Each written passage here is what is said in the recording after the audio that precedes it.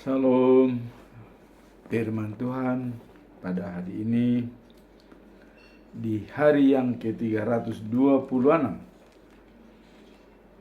yang diambil dari 1 Petrus pasal 3 ayat 15 dengan perikop adalah hormat dan pujian kepada Yesus Kristus sebagai Tuhan.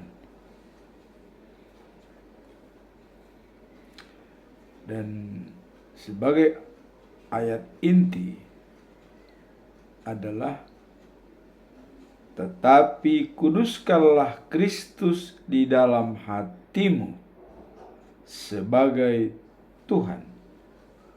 Dan sedialah pada segala waktu untuk memberi pertanggungan jawab kepada tiap-tiap orang yang meminta pertanggungan jawab dari kamu tentang pengharapan yang ada padamu, tetapi haruslah dengan lemah lembut dan hormat.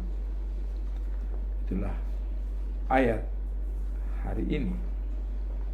Dan sebagai bacaan pagi diambil dari kitab Ester pasal 8 ayat 1 sampai dengan 17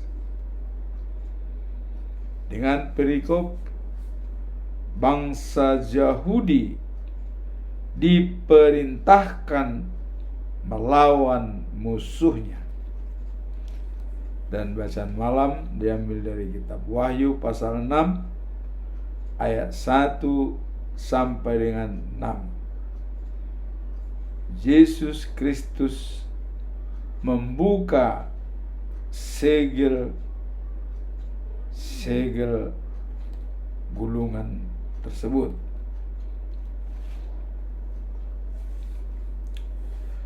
Sebagai pedoman kita dalam bulan November tetap dengan topik mengasihi dengan kasih Kristus, dijabarkan dalam Yohanes pasal 13 ayat 35. Dengan demikian semua orang akan tahu bahwa kamu adalah muridku, jikalau kamu saling mengasihi. Jadi di sini tetap syarat menjadi murid Tuhan Yesus apabila kita saling mengasihi. Itulah syarat menjadi murid Tuhan Yesus.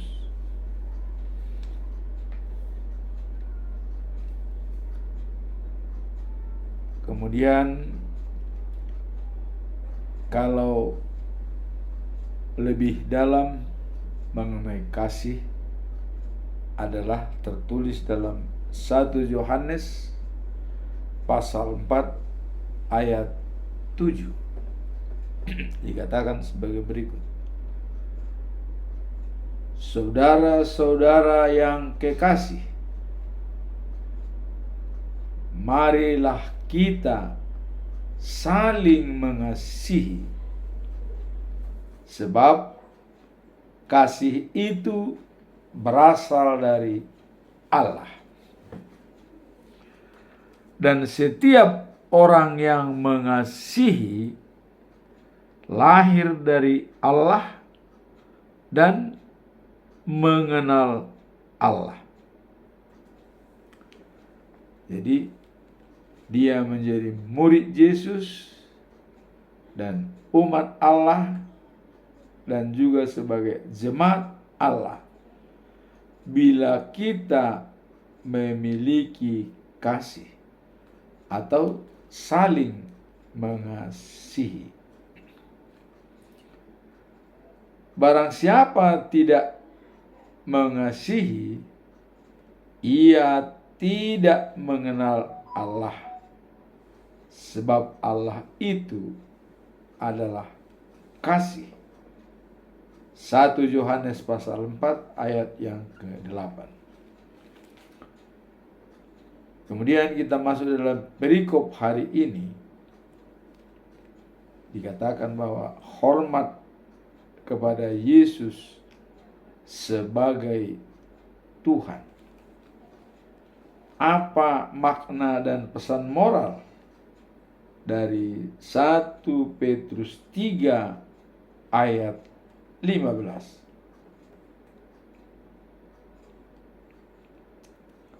Yang mengatakan, tetapi dalam hatimu hendaklah kalian memberikan kepada Kristus penghormatan yang khusus, yang sesuai dengan kedudukannya sebagai Tuhan. Jadi di sini penghormatan khusus kepada Yesus, kedudukannya sebagai Tuhan.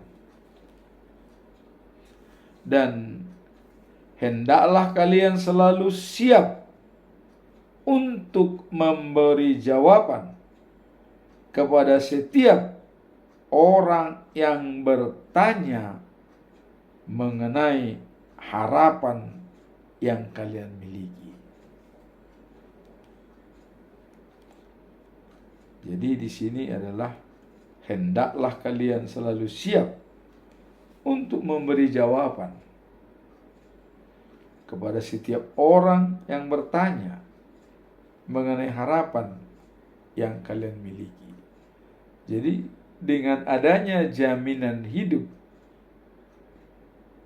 yang kekal dan abadi, kita harus bisa menjelaskan hal tersebut kepada semua orang yang bertanya bagaimana caranya untuk bisa hidup kekal dan abadi. Tadi sudah jelas dikatakan syarat menjadi murid Yesus adalah saling mengasihi. Nah, kemudian menghormati Yesus Kristus sebagai Tuhan adalah sangat esensial dalam menghadap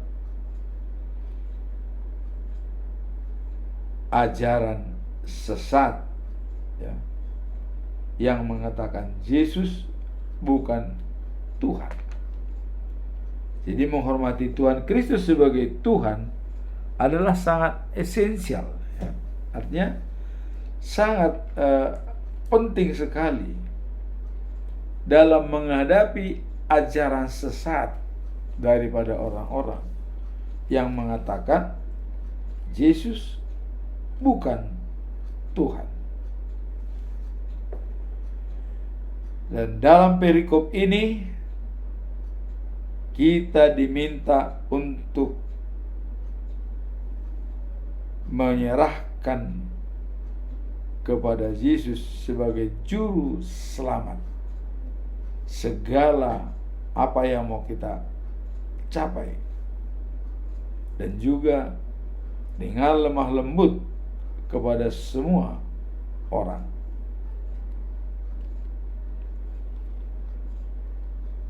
Jadi kita diminta untuk menyerahkan keberadaan kita, ya, bahwa Yesus sebagai juru selamat, maka kita juga wajib menjawab apa pertanyaan orang dengan lemah lembut agar dapat diterima oleh orang lain. Jadi kesimpulan daripada perikop ini adalah kita tetap menghormati Yesus sebagai Tuhan dan juga adalah juru selamat, sehingga dengan demikian kita bisa memberitakan berita firman tersebut kepada semua orang dan menjawab dengan lemah lembut, dan apa yang ditanya dan yang sudah kita ketahui bahwa dengan Yesus kehidupan kekal menjadi jaminan buat kita.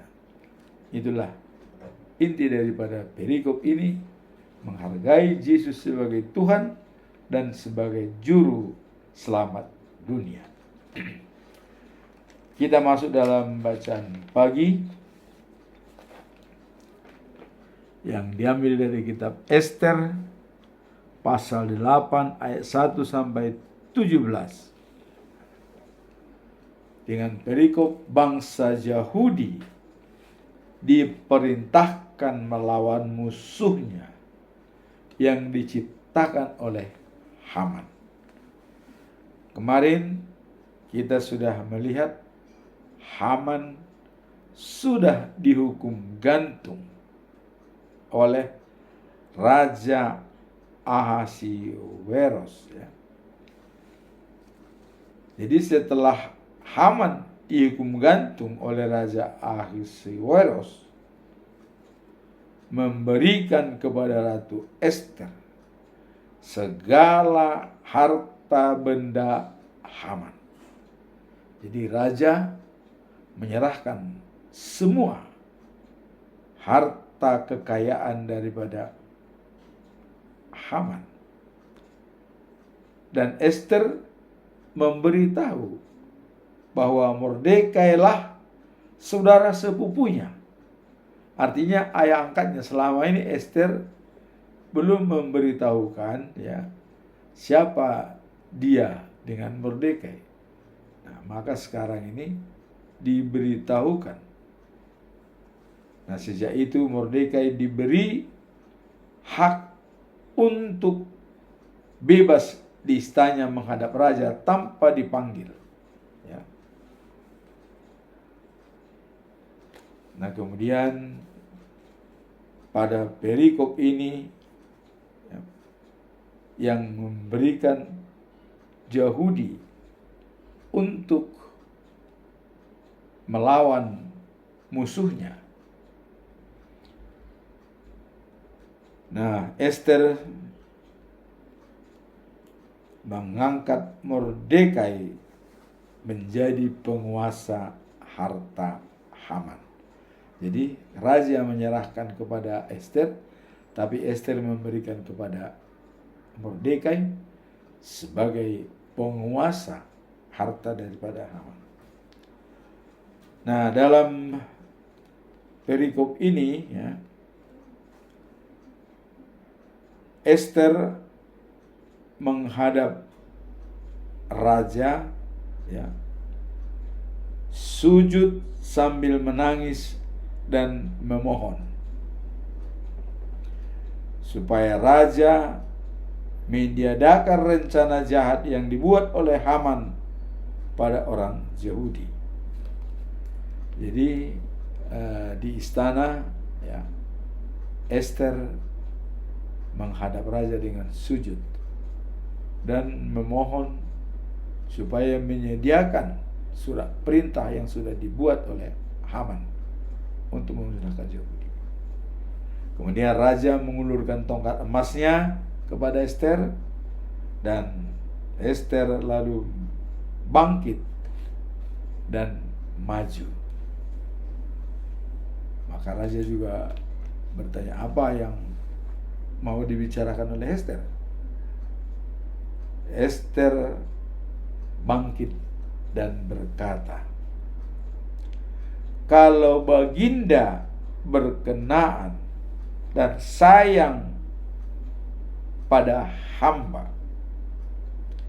hendaklah baginda mengeluarkan surat perintah untuk mencabut surat Haman, ya, yang berisi perintah untuk membinasakan semua orang Yahudi di kerajaan ini.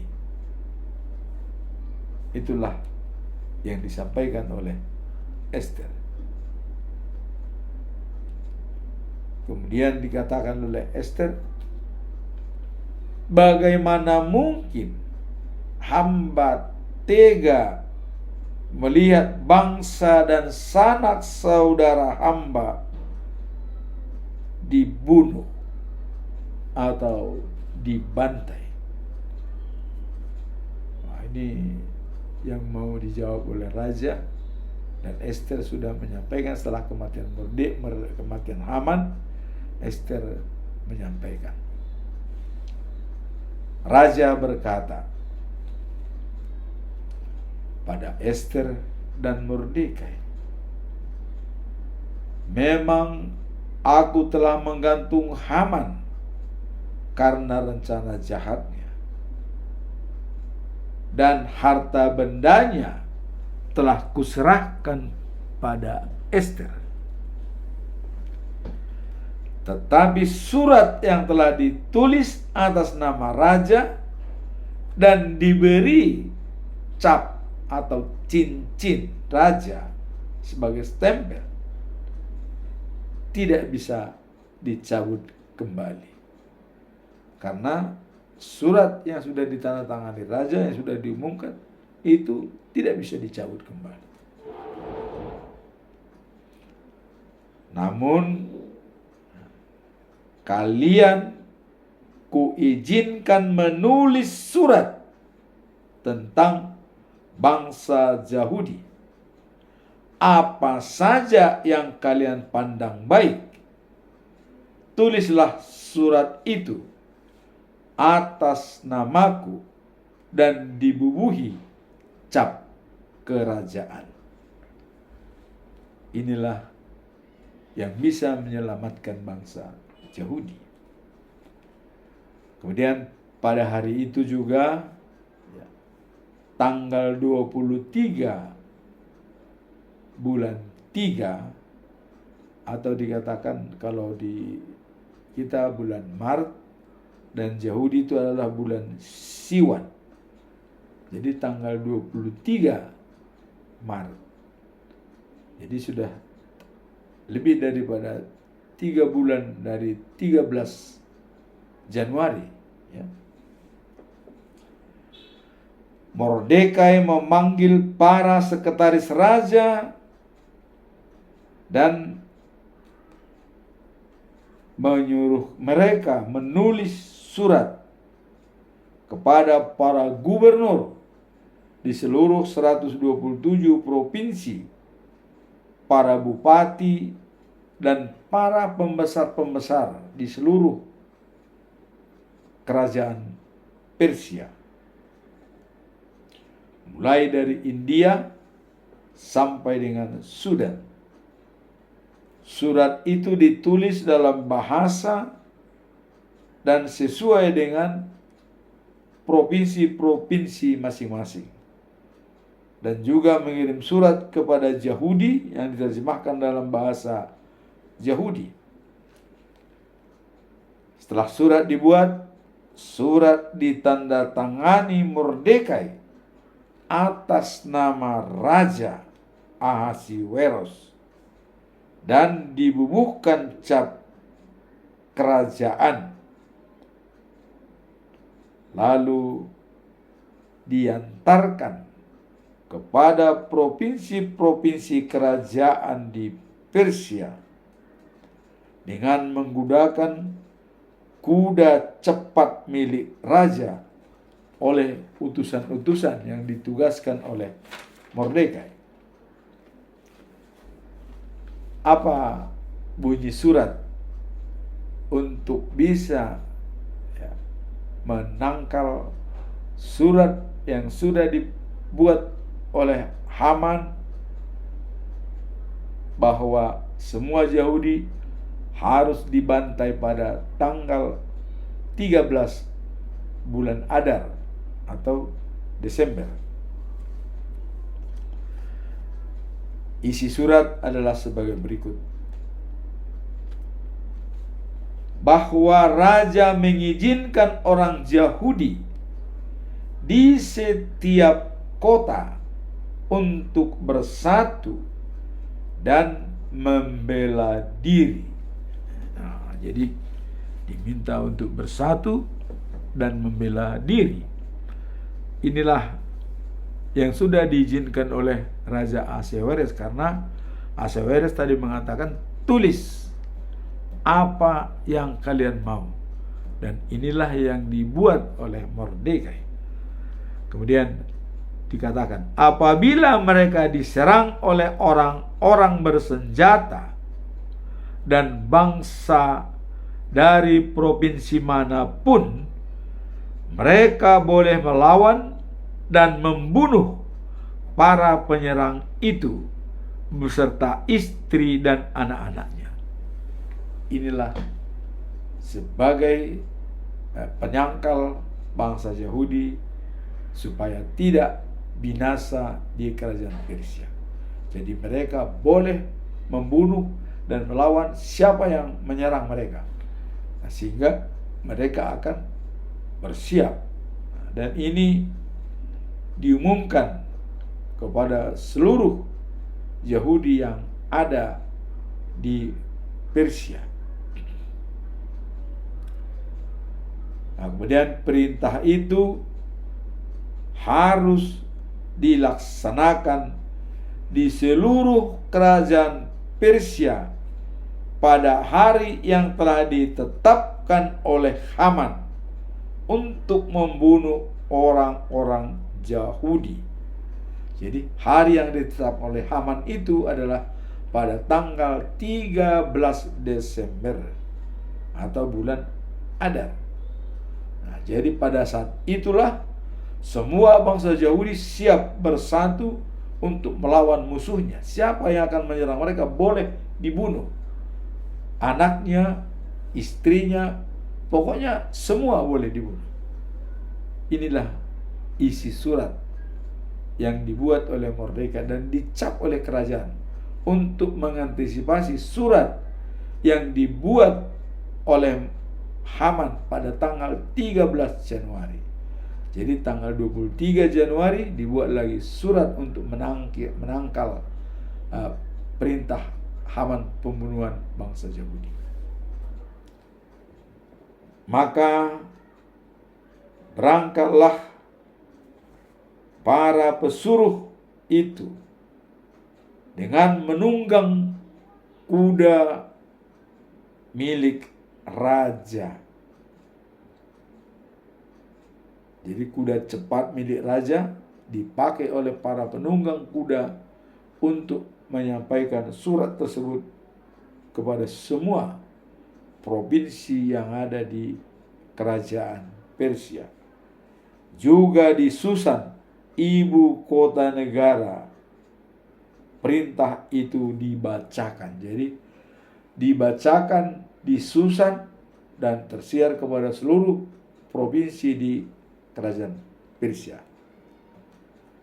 Setelah itu Mordekai meninggalkan istana dengan memakai pakaian kebesaran, ya, berwarna biru dan putih, dengan jubah ungu dari linen halus, ya, dan mahkota emas yang indah sekali. Maka dengan adanya Mordekai pakai pakaian kerajaan, ya, kota Susan bersorak-sorai karena kegembiraan.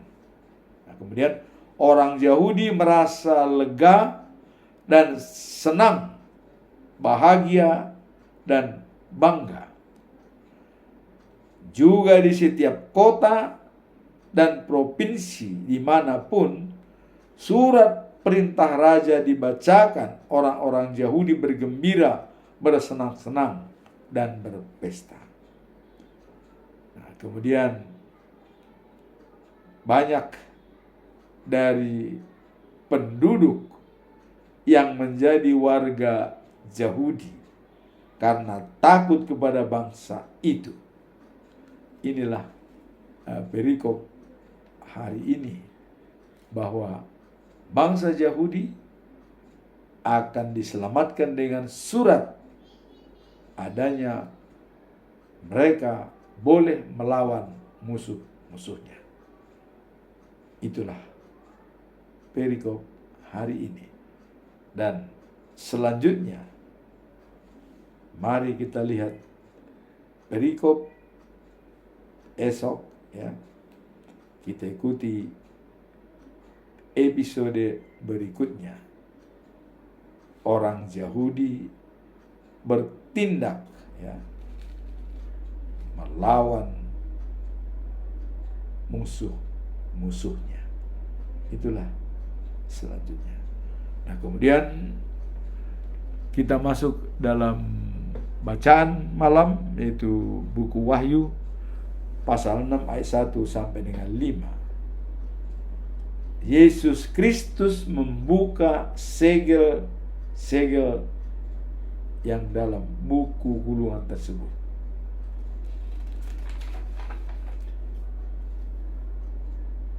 Apa yang mau kita lihat dari perikop ini? Ayat ini menggambarkan, ya, penglihatan yang diberikan kepada Yohanes mengenai 4 penunggang kuda, ya, melambangkan berbagai peristiwa yang terjadi pada akhir zaman. Melalui penglihatan ini kita diingatkan tentang pentingnya, ya, memahami tanda-tanda akhir zaman dan persiapan spiritual yang diperlukan bagi umat Tuhan. Jadi tanda-tanda akhir zaman, karena ini begitu dibuka gulungan demi gulungan, ada pesan moral dan makna daripada gulungan tersebut. Nah, kemudian kitab Wahyu pasal 6 ayat 1 sampai 6 adalah penggambaran dari berbagai aspek, ya, penghakiman Tuhan atas dunia. Jadi masing-masing segel itu membuka tanda-tanda yang menunjukkan, ya, konsekuensi atas dosa dan pemberontakan umat manusia kepada Tuhan. Jadi dengan adanya segel-segel tersebut adalah konsekuensi daripada dosa manusia. Apa yang terjadi pada segel pertama?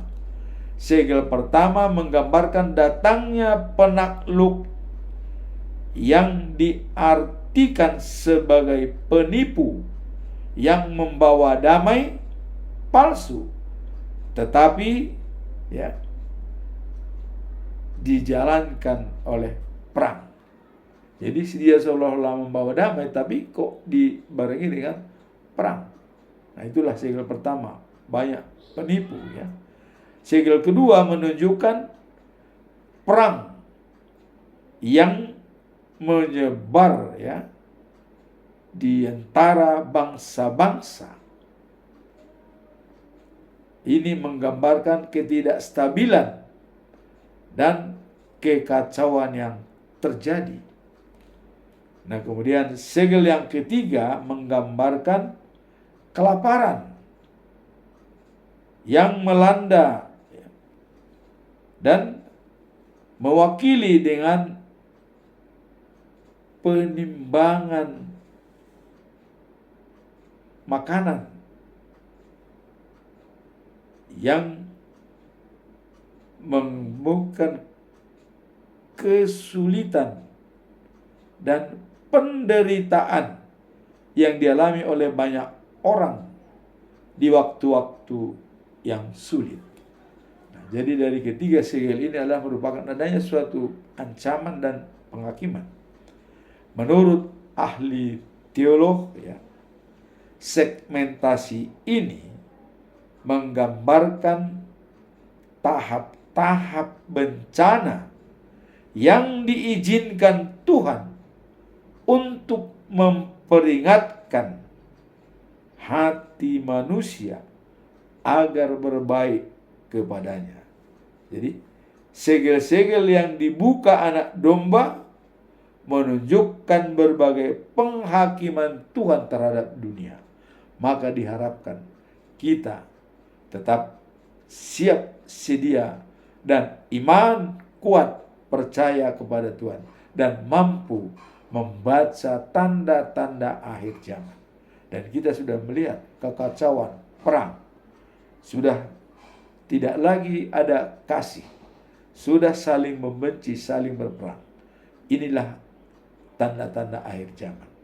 Dan dilihat dari segel-segel yang dibuka, itu ada semacam ancaman, mengacaukan, penipu. Orang berkata damai, tapi padahal dia mengatakan damai, tapi perang yang dijalankan. Itulah dikatakan banyak penipu. Demikianlah firman Tuhan pada hari ini, dan kita tetap dalam pedoman kita pada bulan ini, yaitu mengasihi dengan kasih Kristus dan menghormati Yesus Kristus sebagai Tuhan dan yang diberi kuasa sebagai anak domba yang bisa menghakimi manusia. Setelah kedatangannya kedua kali, maka kita tetap mempersiapkan diri dengan iman spiritual kita, tetap mencapai tujuan kita, fokus pada tujuan akhir hidup kita, life after life, the news of Jerusalem. Amin. Tuhan memberkati.